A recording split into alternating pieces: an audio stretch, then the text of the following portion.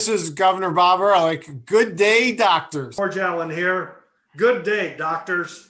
Hey, this is Governor Chris Christie from New Jersey. Good day, doctors. Go! You're watching Dr. Politics.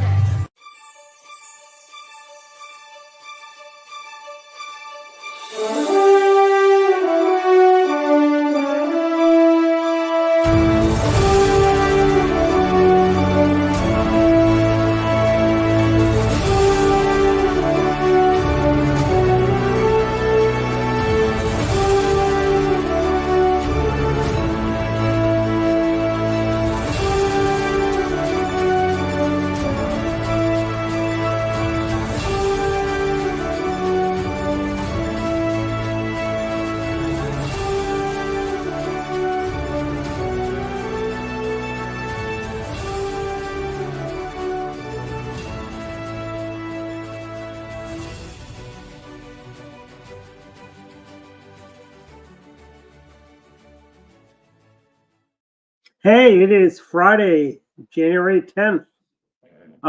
Basically, we are 10 days into 2025. We are 10 days away from basically our own Independence Day, as we are going to be inaugurating President Trump in 20 days.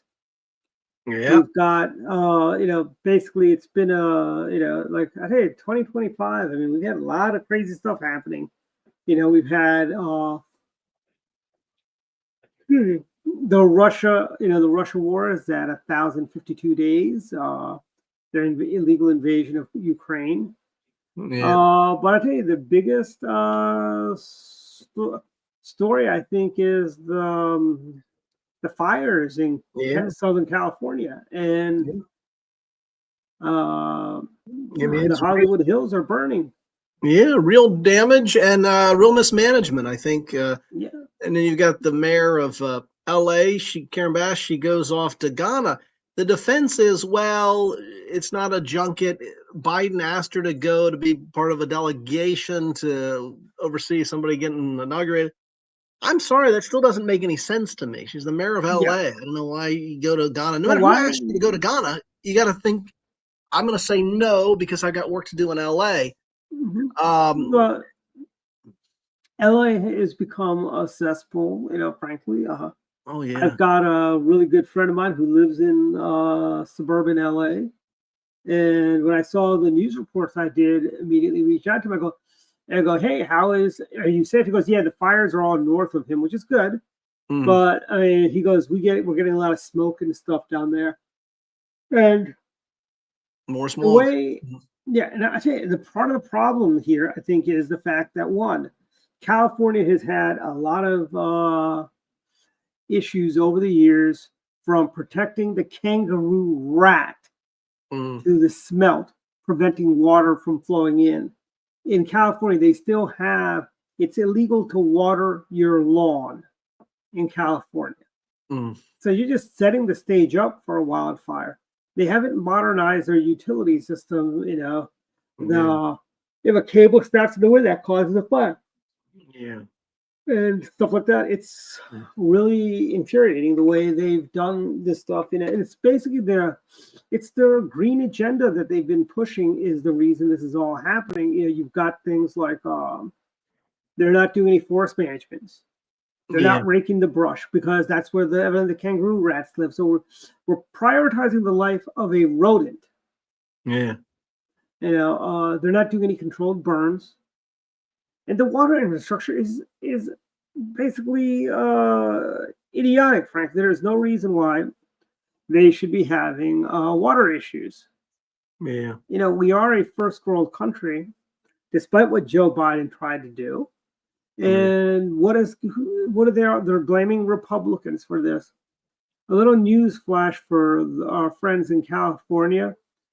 Dave, the governor, is that a Republican in California? No, it's a Democrat, right? Newsom, Lieutenant governor. Yeah, their lieutenant governor is a Republican, the Democrat, right? I think I don't know if there is a statewide elected Republican, and the legislature there is not a single statewide elected Republican. Yeah. And on top of that, their senators are all Democrats, both senators. Yeah.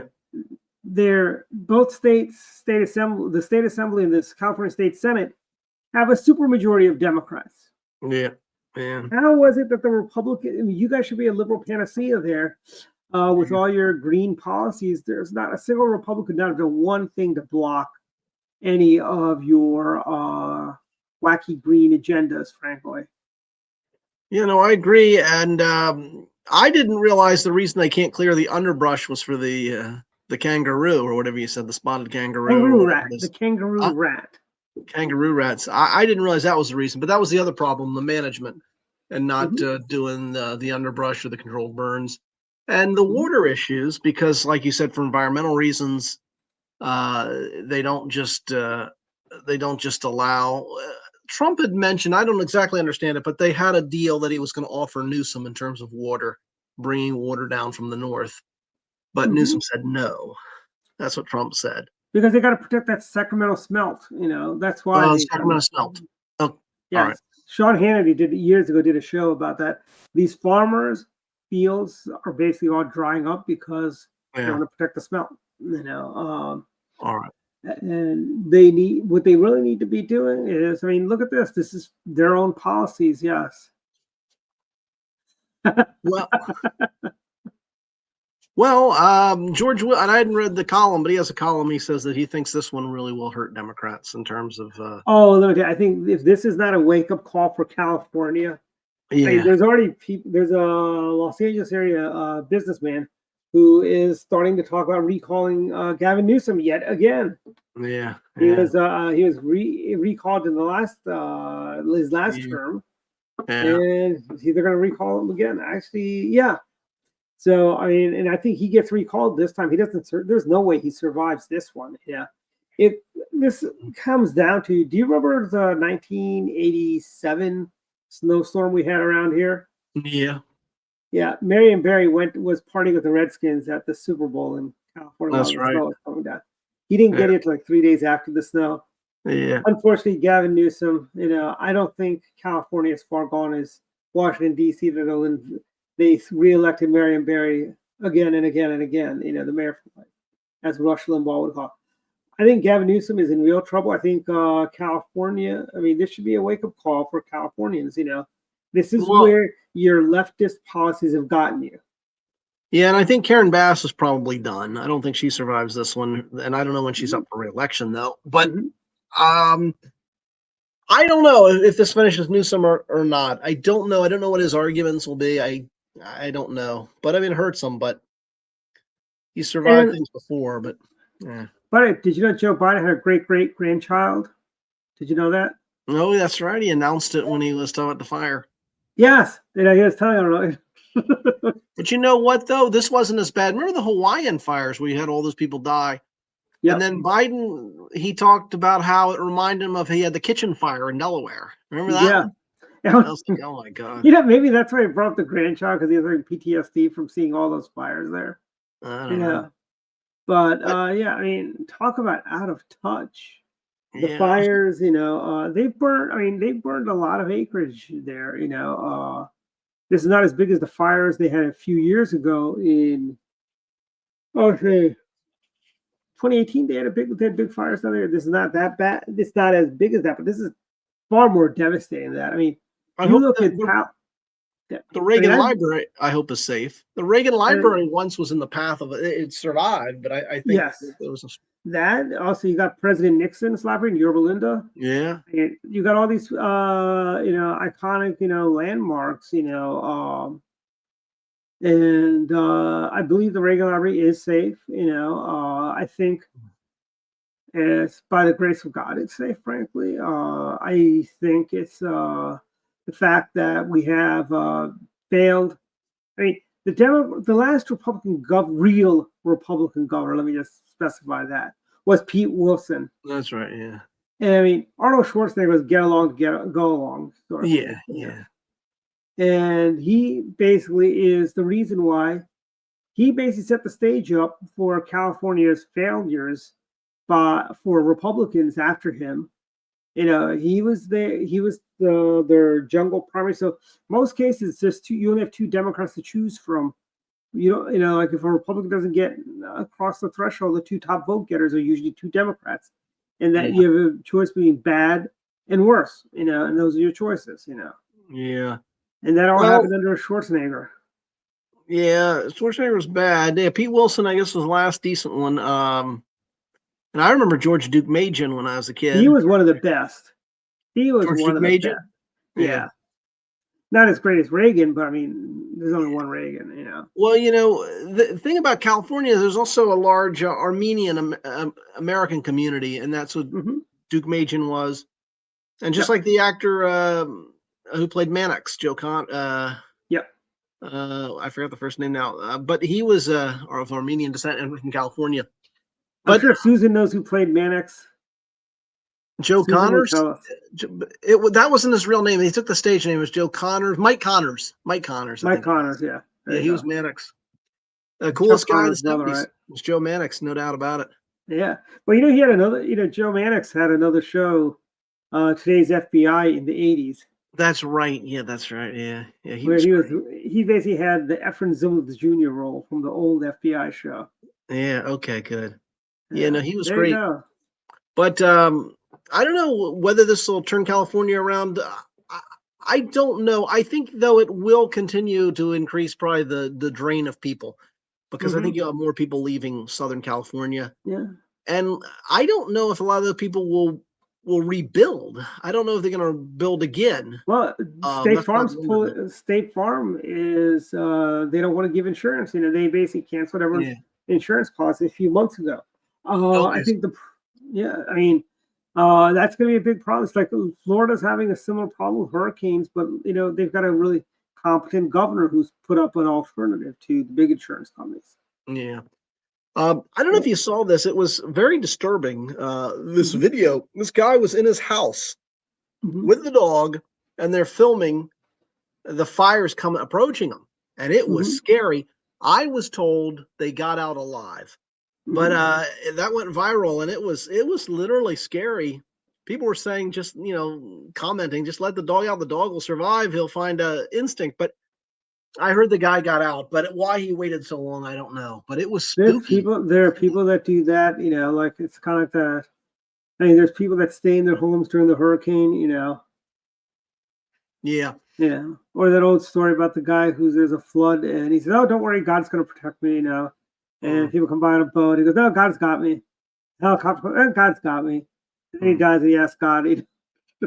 Yeah. So there are people like that, Well, Noah was a holdout, but I think for the most part that doesn't really work. I think you got. Yeah, exactly. And I think this is gonna I hope Californians will wake up from their long slumber of voting Democrat for everything. Yeah. I know those neighbors, like the what do you call them? Pacific Palisades. That's a nice area.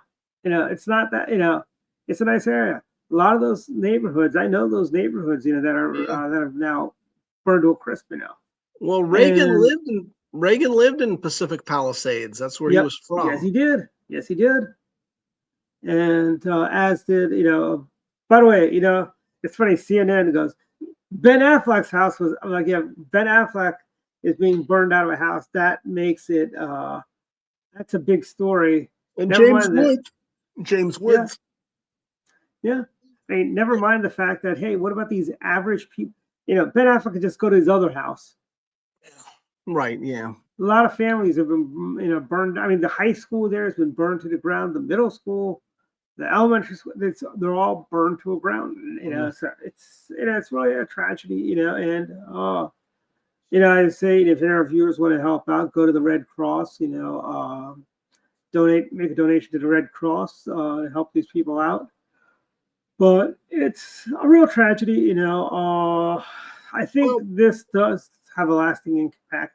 And I'm going to go out there and say, I think there's going to be another recall movement for Gavin Newsom after this. Yeah, I think that you may be right. You may be right. And it could destroy Newsom's chances in 4 years for the presidency if he's still. Yeah, but I tell you, I think the Democrats will be in the wilderness for 12 years now. I hope, yeah. Because I think we'll have 2 terms of J.D. Vance, and maybe then they'll wake up. Yeah, Trump, then 2 with Vance, or with Ron DeSantis or any other Republican at that point, Because, we are really bad about rewarding our VPs just like in Maryland, there's never been a single lieutenant governor that has ascended to the governorship. Oh, really?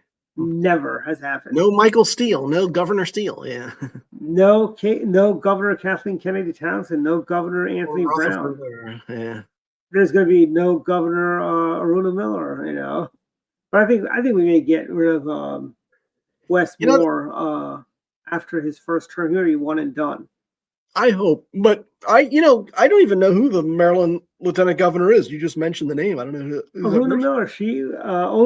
She basically used to be a state delegate from District 15, which is Montgomery County, and I know her from that, as well as in 2016 we did 100 days of Donald Trump over at Montgomery College, and I was on the panel, and she was on the panel, and she was touting her immigrant roots and how blah blah blah, and I'm like, well, I've got the similar story as you do, but back up one generation.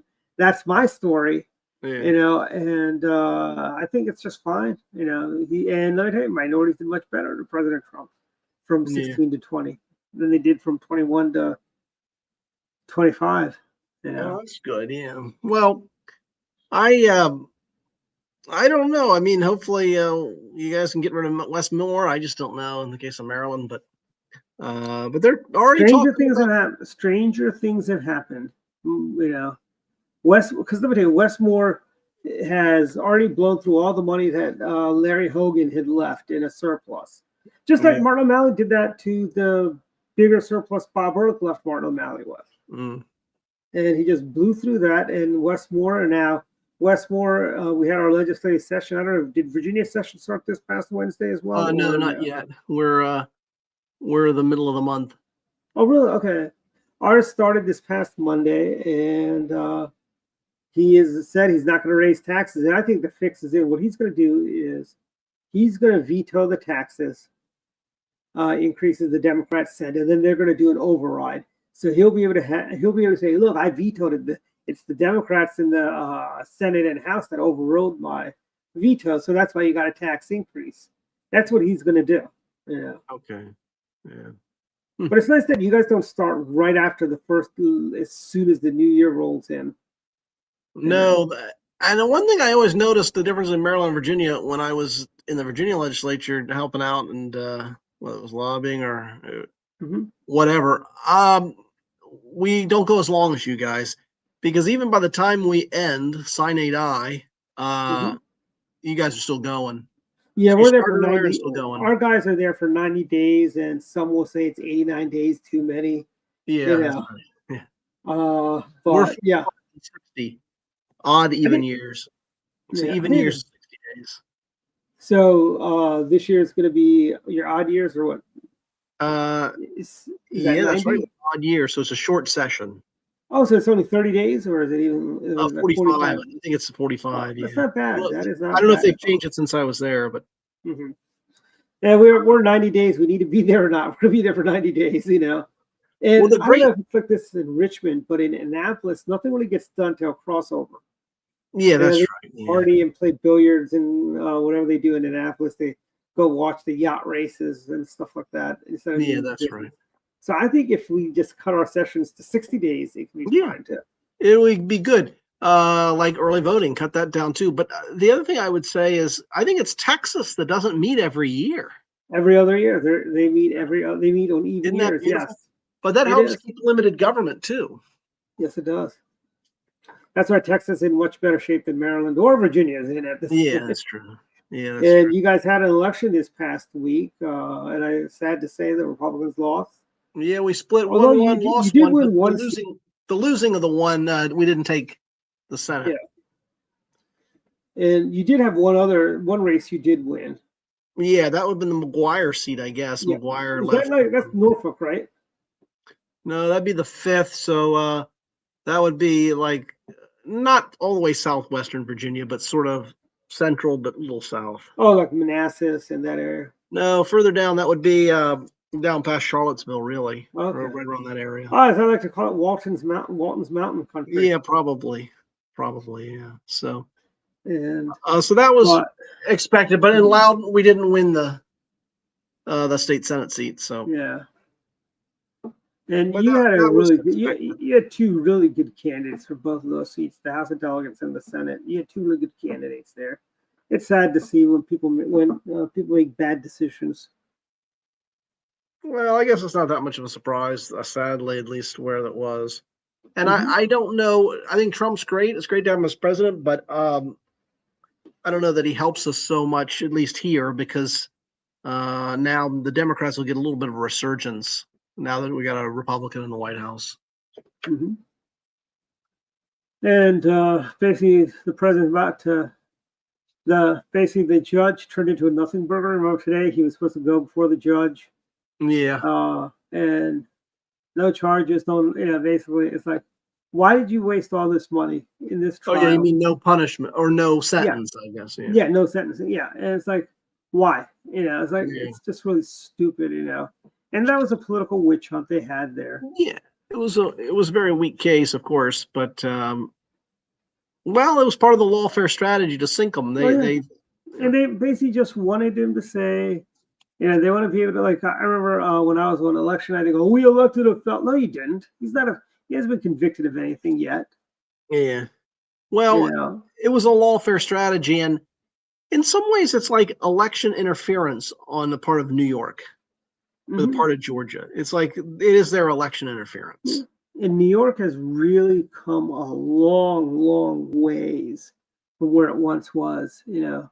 I mean, New York City was always a very liberal city, but Ed Koch was a Democrat. He was not as crazy as today's mayors. And although I'll say the mayor now is kind of tilting a little bit right. Yeah, far better than De Blasio. Yes. DeCamio. Yes. And now, we also have. I see more Democrats are going to kiss the proverbial ring of President-elect Trump. Yeah. Fetterman went down to Mar-a-Lago. Yeah, and the Italian premier. Yeah. Flew over to meet him. Yeah, and Fetterman, I guess that's what you mentioned. I'm sorry, Fetterman. Yeah, that's what I said. Yeah, Fetterman. Yeah. The first Democrat. Yeah, well, actually, Mika and Joe went down there. They may have been the first Democrats. Yeah. And you know who's upset about that? Michael Steele. I don't know if you saw that little spat on. No, I gotta find that clip. Yeah, Michael Steele's view is that they shouldn't be civil to him. Yeah, well, Michael, we're civil to you, even though we shouldn't be civil to you in Maryland. Yeah. And for the record, if anybody wants to believe the Baltimore Sun, Michael Steele was invited by 4 different people personally. And he told the Baltimore Sun nobody sent him an invite to the Ehrlich dinner we did. Okay. And Michael, stop lying about that. Yeah. And he's just a bitter individual, Michael. Yeah, I don't know what happened to him. I mean, he was thought of as a, star. He was thought of as the premier conservative in Maryland, And then he became, he became RNC chair, and he played the race card when he lost. I didn't like that. Oh no, yeah. And he joined the Lincoln Project, which why don't you Democrats call it what it should be? The John Wilkes Booth Project, frankly. Yeah, that's true. Yeah, I know. Stop. Why don't you do one of your own Democrats? You have to call it the Lincoln Project. Which is very irritating. They say that whole exercise really was just a fundraiser in a sense for them, because they took the money. They blew through. They didn't. They blew through that money. They didn't even. I know, and didn't do any good. It was an utter waste of money. Yeah, and that money was all spent on frills. Yeah, that's the charge. A lot of people have said the same thing, that it's almost like enriching yourself and really having no effect. So couldn't have a nicer bunch. Their donors and them. The Canadian Trudeau is gone. Trudeau is gone, and I'm wondering if Trump helped push that with his whole 51st state. Yeah. Although I don't think it would be the 51st state. We'd have to break it up into, I think the provinces would get statehood, and that's how we do it. Oh, absolutely. Because here's the thing: if you took them as one state, that wouldn't be necessarily good for us. You got your conservatives in some of the Western provinces. You'd want them in the Senate, really. If you just had two senators from Canada, well, they come from Ontario, say. Yep. Or Toronto. Yeah. Right. So that wouldn't be good. So you don't want that. You know what, though? I'm going to write a column on this. I actually think that the media has misinterpreted what Trump meant by that. It wasn't what they think. His point is, he was talking to Trudeau. Trump wanted the tariffs because he's threatening the tariffs because he wants Canada to help with something. He doesn't want him to bring Canada into the union. He's using them to get them to help on the border. Well, he asked Trudeau, apparently. He said, what would be one thing that you'd be worried about? What would destroy your economy or so forth? And Trudeau said, these tariffs, that would obliterate us. And based on that, and their economy's not that good to begin with, Well, that's what Trump said. I think Trump used the word obliterate us. Trump then said, well, then you might as well become the 51st governor because obviously we wouldn't have to worry about tariffs. But I don't think Trump was saying that as the argument to join the union. That wasn't it. I think he was just saying that if you help us, we won't have these tariffs. I do like the Gulf of America. That does have a nice. I do like that. Yeah. I like the Gulf of America, and I also like the idea. And I also like the Greenland. I like the potential of Greenland. Well, what's great about Greenland? You can put a lot of data centers in Greenland. It's cold. You don't have to pay so much to cool it. Yeah, and I believe there's some precious minerals we can get out of there. That I think is what Trump's thinking of Greenland. Yeah, like cobalt. I think we can get cobalt there. Yeah, that's right. Yeah. And there's a lot of other cool stuff. And what if this the whole I mean I don't think the Danes are really that concerned about keeping their hold on Greenland. It's probably more of a drain on them than anything else. Yeah. But I do like Trump going on the offense, and that's what we need to do. And finally, and that's why conservatives like him, is because he'll win. I mean, he'll be loyal, he'll fight, he won't cave, and he'll fight. So that's what they're looking at: fight. They want a fighter as a conservative. Yeah, and that was the problem with the Bushies and the Mitt Romneys and the McCains. No, I'm going to push. Back. I know you like Romney, but I know you like President Bush was a fighter. Okay, President Bush was a fighter. President Bush stood up to the terrorists, and President Bush, remember President Bush sent out a tax refund to everyone when he was president. The Democrats tried to shut the government down because they didn't want to do that. Then they got mad that it came from, it said tax relief from President Bush or something like that on the envelope, and they didn't like that. And back then you had Tom Daschle, and now Tom Daschle is just working for Boeing Pack now.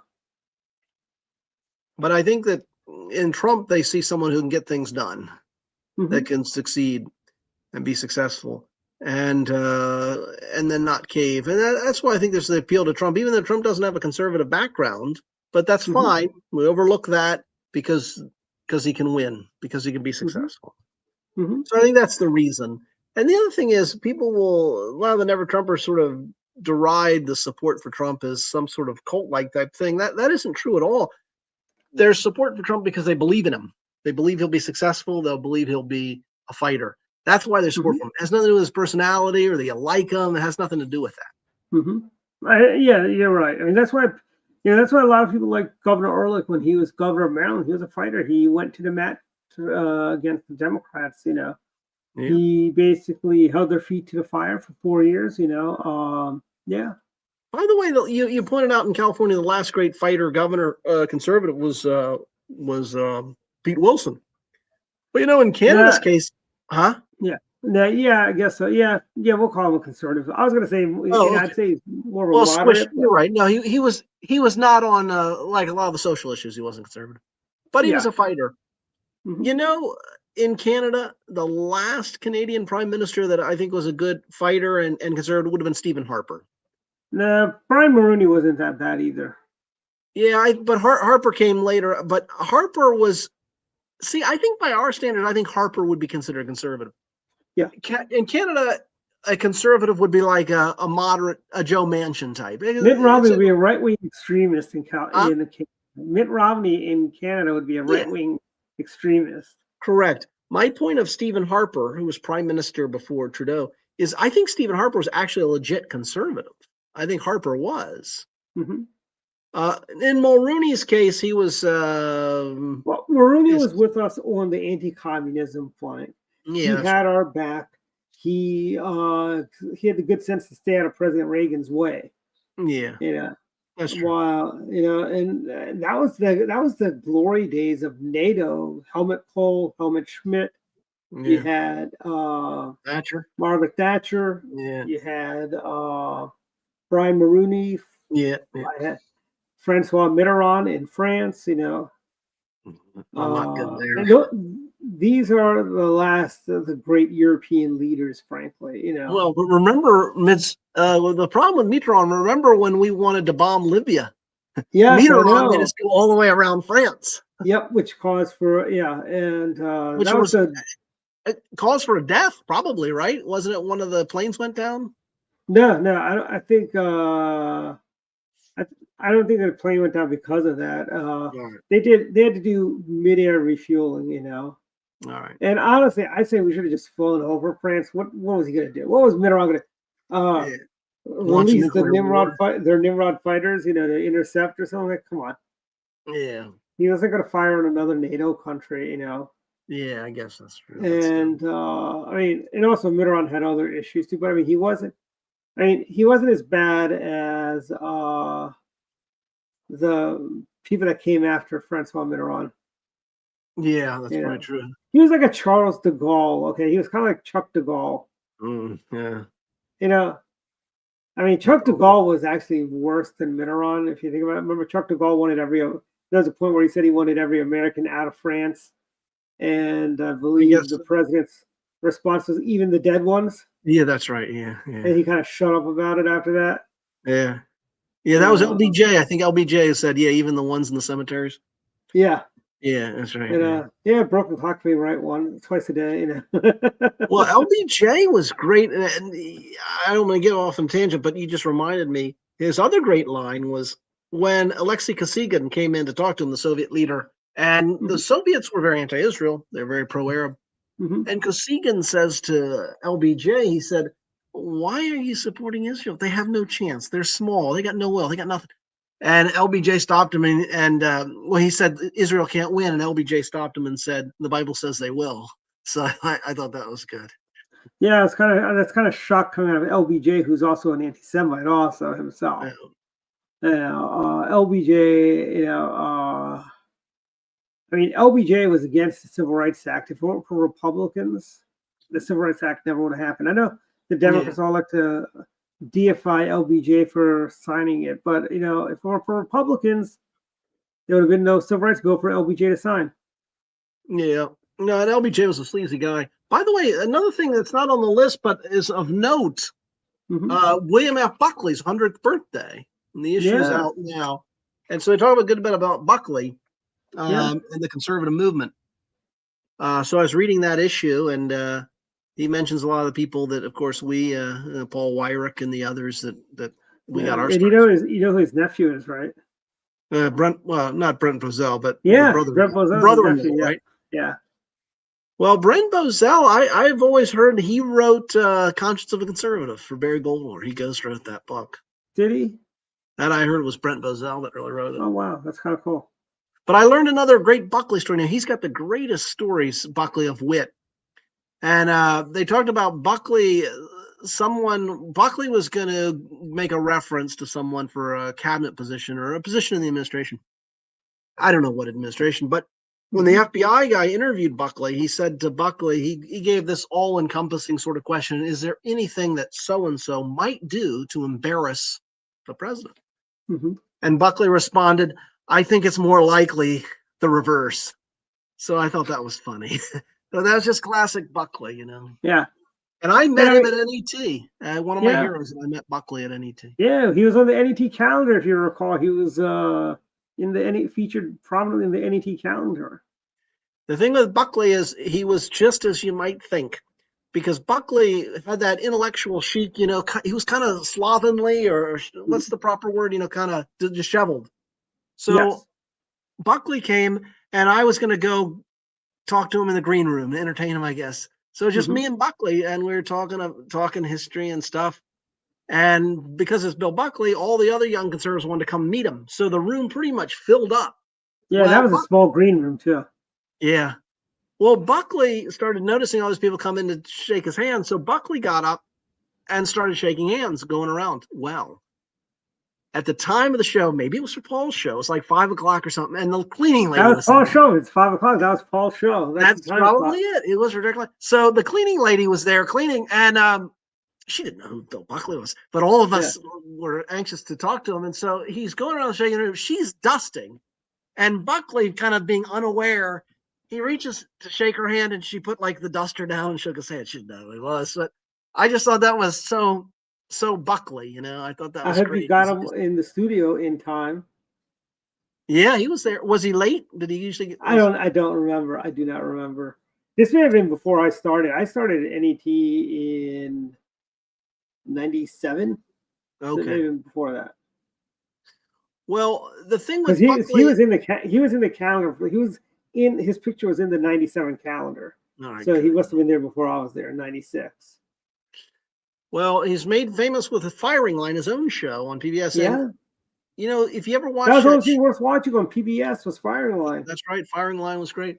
But if you watch that show, I've noticed with Buckley, the intro, they start off with the Bach music, and then they go to Buckley. And the thing about him is he was always, something was off. He had his clipboard and all, but he'd look, the start of the show was never smooth because they'd give him the go ahead, and he was always like a little off. Oh, just a little startled or not totally following it. That was funny. But great guy. Buckley was a legend. Yeah, I remember he's the one that basically the John Birch Society. He basically was the first one to say, hey, you guys, what's that? To distance himself.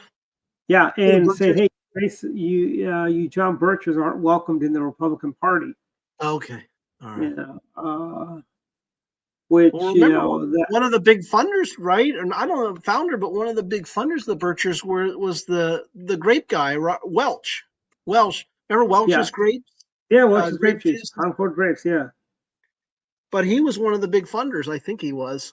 Yeah, and if you remember Chuck Johnson, he was the VP at Free Congress for a while. He was a John Birch Society guy. Oh, really? He was showing me the copies of New American and all right. Stuff like that.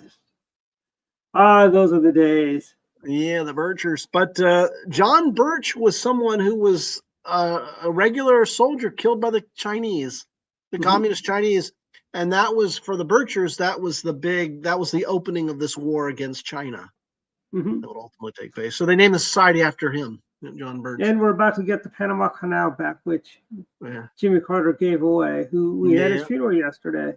Yeah. And let me tell you, that funeral was long. Yeah. Every time I turn on the television, every time I turn the TV on, it's the funeral, And well, you know what I noticed about it?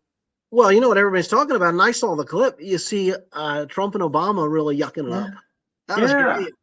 And then, the untold story is the face that Kamala made. Huh? Like when she turned around, I heard about that. I didn't see the clip, but I heard about that. And here's the other thing is, well, and Kamala and Joe Biden, apparently that was, I heard, was very frosty. Yeah, where's Michelle Mipel? Where was she? Big Mike? I don't know. I don't know where she. No, Michelle Mipel. Yeah. Yeah, it was I don't know. She wasn't there.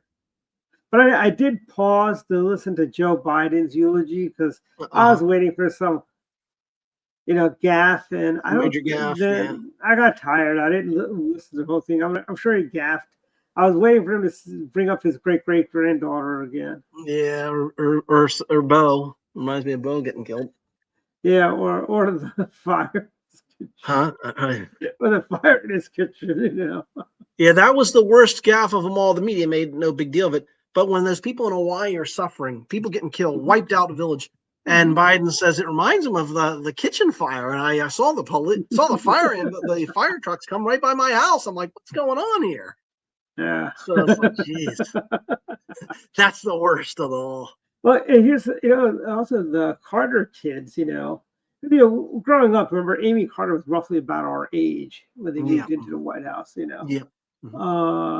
But I knew he had sons, but I did not realize until when one of his sons ran for Senate in Nevada. Yeah. And but I thought, so it's nice to see, they had some nice things to say about their dad. Well, the most touching, I thought the touching story was the boy that had problems with his Latin class, and I don't blame him. I probably couldn't pass that either.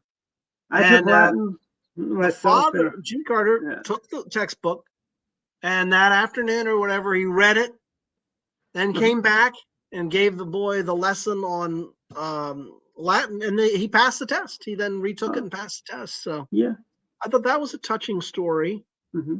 So that was good. But otherwise, I didn't really watch much of the funeral. No, I mean, like I said, I was looking for the comic relief by Joe Biden's Didn't see it. gaffe-prone ways, But you thought he did okay? You thought he did fine? For the 3 minutes I watched, he did okay. He may have said something dumb, which I have not seen yet, but he probably said something dumb. It's Joe Biden after all. Yeah, I know. But it shows you how old Biden was, that he was in the Senate before Carter was elected president. Yeah, I know. And he was also the first, it was in his first term, but he was the first Democrat to endorse Governor Carter then.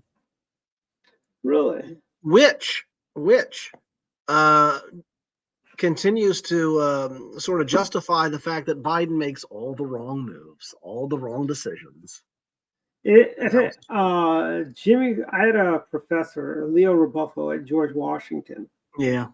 He was writing a book about Jimmy Carter, and he was telling us the story how he got to go down to Plains and bask in Jimmy Carter's presidential glory for a day and a half. But he made a funny comment in the 76th election when Jimmy Carter was running. Nobody talks that can really like black people that much. That's how he said. That's how he got the nomination in 76, which speaks more about the Democrat Party in 1976 than anything else that Democrats voted for him, because they thought he was probably a racist because he was from the South and talked funny. Yeah, I wrote this in my Substack column. I had a friend who grew up in South Carolina, and South Carolina was a swing state at the time. And in fact, Carter carried every southern state but Virginia, and that got him the president. Well, in South Carolina, he told me the story of he would turn on the country music station, and they would run Carter ads, and the ad would have Dixie in the background and Carter and someone saying, Jimmy Carter, Southern states' right Democrat. And then if he turned the channel to the predominantly black station, they would talk about Jimmy Carter's support for civil rights. Yeah. Carter's strength is, and this is why he won, one of the main reasons, is he was a blank slate. He fooled everybody. Conservatives thought he was a conservative Democrat, moderates thought he was a moderate, and liberals thought he was a liberal. Nobody really knew what he stood for. He was such a perfect sort of blank slate. And that got him elected. But the problem with that is it makes it impossible to govern, because he's going to upset everybody because they don't know where you stand. And he had his cabinet was filled with lunatics. Yeah. The Carter cabinet, whether it be Brzezinski, Cyrus Vance, Ed Muskie. Yeah. Who was his AG? Who was the Attorney General? One of them was a real whack job. Was it one of the Clark kids? Ramsey Clark or something was one of them? I think so. Hold on, I'll tell you in a second. Or Susan, you want to Google that for us? Who was Jimmy Carter's AG? I forgot. Well, they give him credit for the Volcker thing, but Volcker was his second pick. There was someone else at the Fed who was apparently real screwing up, and Carter went along to pick Volcker. That's what I've heard. That Volcker was good. The first guy went. He had Cyrus Vance as Secretary of State. Then he fired Cyrus Vance and replaced him with Ed Muskie. He had Harold Brown as Defense Secretary. His AG was Griffin Bell. What a lunatic!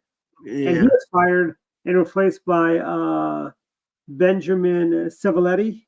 Okay. Right. And then you have Blumenthal, Mike W.M. Blumenthal. All right. was his Secretary of Treasury, Mm. and he got fired, and then William Miller became his. Someone said that Jimmy Carter fired more cabinet members and he only had one term than any other president in American Then history. Donald Trump Apparently fired half the chief of cabinet. staff. Huh? Yeah, he did. I think he fired half the cabinet. He's got you win the prize, Susan. Yep, you got it. Griffin Bell. That was that was his first AG. And then he had some interesting people in his cabinet. You had James Schlesinger was his energy secretary. Oh yeah, I remember James Schlesinger. Yeah, he didn't seem too bad. He wasn't that good either. Yeah. And Brock Adams, what a maroon, his transportation secretary. Okay, yeah. He brought all these people up from Atlanta, is what it was. And those are all. Remember Burt Lance? Remember Burt Lance? He was the budget guy. Yeah, Burt Lance, and then Billy Walter Carter Mondale, his vice president. The only Minnesotan who's going to get that far close to the White House. As I tell people, the only Marylander who's ever gotten close to being president was Spiro T. Agnew. Yeah. And there's no one's gonna get that close again. Although Maryland did have a Wes Moore. If they think Wes Moore will have a shot. The way he's running the state of Maryland, nobody's going to want him running the country, frankly. I know, but from the libs, I mean, they just like the boxes checked. They're not really concerned about what type of job did he do. I don't think they're not gonna pick a president from Maryland, a Democrat. I wouldn't think so, but I think they have this great quest for the next Barack Obama. Well, it's their. I don't know. God help us, because Wes Moore's a crazy leftist. He'll go down to our Republican nominee, in 2028. The interesting thing is, who has the better shot? Listen to this. Is Wes Moore have a better chance of becoming president of the United States, or Andy Harris has a better chance to become Speaker of the House? Who from Maryland of those two? Because Andy Harris is already the chairman of the Freedom Caucus. Yeah, Andy Harris probably has the better chance of becoming Speaker. Yeah, I would think so. Yeah. Good guy. I remember Andy when he was in the House of Delegates. Mm-hmm. In fact, I once had lunch with him and Alex Mooney. Oh, really? Okay. And Andy Harris was so nice. He picked up the tab. Andy Harris picked up the check. I thought it was so nice. Funny, the little things we remember. I remembered he picked up the check. Yeah, I mean, it's like a lot of great things, By the way, we are, because I know you need to jump off right at 8, so we can talk about one thing, and then we got to go to final thoughts after that. And I think one is we've got also, I think the war against Ukraine is going to be coming to a close soon. Yeah, I think so. I think I think we'll see that coming to an end soon.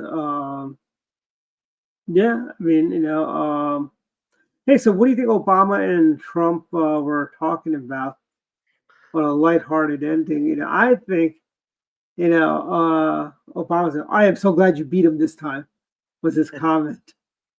Maybe AI will try to throw something in there. I don't know. Trump wouldn't say. He was interviewed. He did a press conference the other day with the Governors Association in Mar-a-Lago. I don't know that Trump would there at the funeral take like digs at Biden or Harris. I don't know that he would do it. So no. I'm assuming it wasn't anything too political, but Obama seemed to be nodding and laughing. So yeah. I mean, I don't know. Obama, Obama is, I hate to say, he's just a classless person. He's very classless. I think though his influence is really taking a hit. I think it has. I mean, look, he was the architect that engineered this whole thing. Yeah, and he engineered getting Biden in 2020, which is probably the first mistake you made. Yeah. And Kamala, and getting her on the ticket. That's the other thing. I thought he was supposed to get her on the ticket. Yeah, and honestly, he could have done so much better than her Oh, absolutely. Yeah. on the ticket. Uh, honestly, what he should have done, just to distract from his age, got Bernie Sanders in as his. Yeah. Well, When Bob Dole ran for president in '96, that was the big SNL skit of it how Bob Dole was going to pick Strom Thurmond to distract from Bob Dole's age. oh yeah, that's right. Yeah, that's That's good. the- Yeah. No, what do you call Strom Thurmond is like, yeah, I would bet. In 2008, Obama picked Biden as his running mate. I think for that very reason, because Obama had very little Washington experience, and he gets Yeah. Joe Biden that's had all those years of Washington experience. So maybe it was some sort of balance. I have Yeah. I haven't been in Washington that long, but this guy behind me, he's been there forever. Yeah, So wait to after the inauguration, he still thinks he's still the president. Tries to go back to the White House. well, I hope they revoke every one of his security clearances as soon as he's I'm gone. sure they will. At Well, 12:01, he's not even going to be able to log into his .gov email address. yeah, the key's not working. Yeah. Yeah. Well, we just have to survive the next 10 days now we're looking 10 at? days, yeah. And he's doing a lot of bad things in these last 10 days. Actually, the last 20 days. I mean, he's been doing a lot of bad things, last couple of days, since the election back here. Like banning drilling, and stuff like that, So, yeah. That's almost like a whole column there. What is the worst thing he's done since the election? I want to say it's the student loan stuff he's still trying to do. Yeah, I think so, because that clearly is unconstitutional. I thought he gave up on it, but I don't know if he's still trying to out the door doing He's something. still doing stuff. For somehow he forgave a bunch of student loans after the elections, and I'm like, how did you do this? I thought it was unconstitutional. You can't do that, but yeah, I agree. Yeah, I don't know. These Democrats are not. They're very crafty people. But the question is, at some point, what happens if the court rules against that at some point? I mean, would the people have to still pay back the loan? Maybe. I don't know. I don't know. They did steal all the W's when That's right. Yeah, I pointed that out in my WRVA interview. Yeah. Maybe they'll take all the J's off the keyboard. Yeah, well, Biden's done enough damage, I think. Like you said, in terms of allowing federal employees you can still continue to work home for another 5 years, and these other things that he was pushing. Yeah, very true. But we're at final thoughts, David. Why don't you take it away? Go. Well, I'm looking forward to a good 2025. I continue to do my columns, so please check those out at David Shepard at Substack, and the name spelled is on the screen. And I'm just looking forward to a good year. It should be a good political year, and I can't wait for Trump to be inaugurated, and then we can start. Are you going to the inaugural? Are you going down to any of the balls? Just a sea of humanity, and unless I had a ticket to someplace nice, I don't think I would just stand on the mall for that. The only other inauguration I've been to, I was at W's inauguration, and that was 2000 or 2004. 2000. I think it was 2000. Yeah, it was snowing that day too. Yeah, I took the metro. The 2014 Larry Hogan inaugural did start to snow in the middle of his in the governor's inauguration. He started snow in the middle. Okay. Yeah. But yeah, we need to get going. I can't wait for I guess the thing I look forward to the most is when he starts signing the executive orders. I think that'll be good, and so it should be a good 4 years for us. That's what I'm hoping for. Anyway, but that's about it. And in terms of the Super Bowl coming up and the playoffs, I'm pulling for the Lions. The Lions have never made it to the Super Bowl. I'd like to see them do it. They'd be the one team that hasn't. I think they're the only team that hasn't made a Super Bowl. So I think that'd be nice to see. Yeah, but I think it's going to happen. You don't think so? Well, they're good. They got a great defense. I saw them play Sunday against the Vikings. That defense was just awesome. Yeah, I still got my ban on the NFL. Oh, Yeah, I stopped watching after Kaepernick, and you know something. I stopped watching that, and of course, I don't root for the Commanders because they went woke on me in terms of the name, so I never root for them. But if I have to find another team, I'm thinking maybe settling on the Lions. And as a kid, I remember kind of liking the Buffalo Bills a little, so maybe the Bills. Was that I like a don't want the sympathy Chiefs like because though, they never because won a Super Bowl? well, I don't want the Bills never. Chiefs. I don't want the Chiefs because the Taylor Swift stuff, and they've Yeah. already won 2 straight. We Mhm. don't need to have them win again. That's true. That is true. So, My final thoughts are. Oh, do you have any more, by the way? Final oh thoughts? no, that's it. Okay. That's it. Well, this past Wednesday, Maryland, the circus came to town to Annapolis. You know, it's a touring circus, 3 if you count the governor's office. You know, and they did not disappoint. You know, look again, Westmore. He's probably going to raise our taxes, and he's going to do it in a very crafty way by vetoing a tax increase. And the Democrats are going to override the veto because they've got a veto-proof majority. There's nothing Republicans can do about it. So taxes are going to go up in Maryland for people, and they're basically driving people out of the state. That's what Maryland Governor Westmore is doing. There's people that I know that are moving out of the state. They're moving back to Virginia. You know, people from Virginia that moved over here now moving back. You know, and so on. We've got the inauguration's coming. Be patient. I think the tickets are being sent out. You should see a text or something like that. So be patient. You know, the inaugural tickets are out there. Shame on you, Jamie Raskin. I requested tickets from your office. I have not heard anything, and you don't even answer your own phone. What is with that? Do you guys only work 3 days a week? You know, it's insane. You know, frankly. But that's the end of my rant against Jamie Raskin, and that's it for this week. Good night, everyone, and we'll see everyone next week. Take care. Bye.